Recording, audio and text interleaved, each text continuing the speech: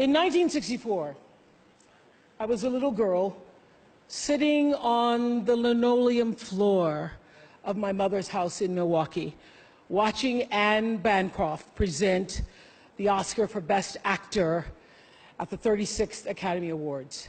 She opened the envelope and said 5 words that literally made history. The winner is Sidney Poitier. Up to the stage came the most elegant man I had ever seen. I remember his tie was white, and of course his skin was black, and I'd never seen a black man being celebrated like that. And I have tried many, many, many times to explain what a moment like that means to a little girl, a kid watching from the cheap seats as my mom came through the door, bone-tired from cleaning other people's houses. But all I can do is quote and say that the explanation in Sidney's performance in Lilies of the Field, amen, amen, amen, amen. In 1982, Sidney received the Cecil B. DeMille Award right here at the Golden Globes, and it is not lost on me that at this moment, there are some little girls watching as I become the first black woman to be given the same award.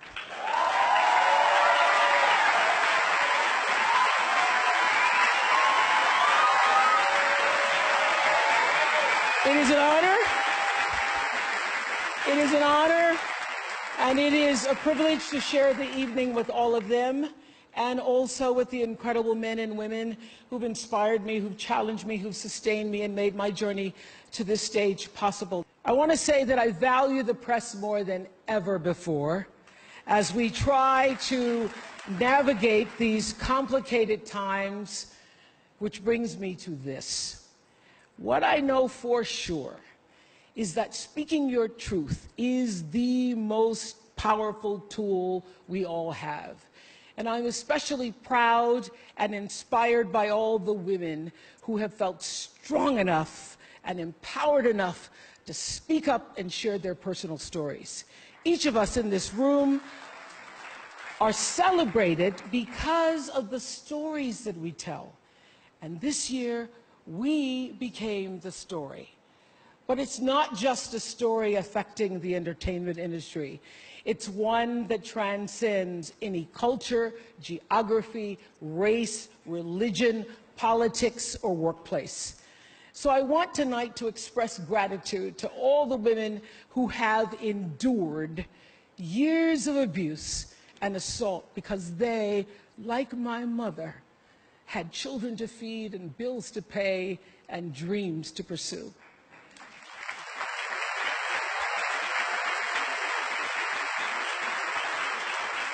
They're the women whose names we'll never know. They are domestic workers and farm workers. They are working in factories, and they work in restaurants, and they're in academia and engineering and medicine and science. They're part of the world of tech and politics and business. There are athletes in the Olympics, and there are soldiers in the military. And there's someone else, Recy Taylor. A name I know, and I think you should know too. In 1944, Recy Taylor was a young wife and a mother. She was just walking home from a church service she'd attended in Abbeville, Alabama, when she was abducted by 6 armed white men, raped and left blindfolded by the side of the road, coming home from church. They threatened to kill her if she ever told anyone. But her story was reported to the NAACP, where a young worker by the name of Rosa Parks became the lead investigator on her case. And together, they sought justice. But justice wasn't an option in the era of Jim Crow. The men who tried to destroy her were never persecuted. Recy Taylor died 10 days ago, just shy of her 98th birthday. She lived, as we all have lived, too many years in a culture broken by brutally powerful men. For too long, women have not been heard or believed if they dared to speak their truth to the power of those men. But their time is up.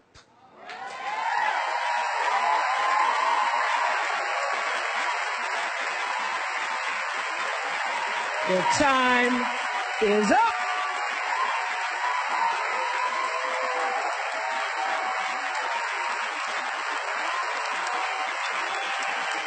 Their time is up. And I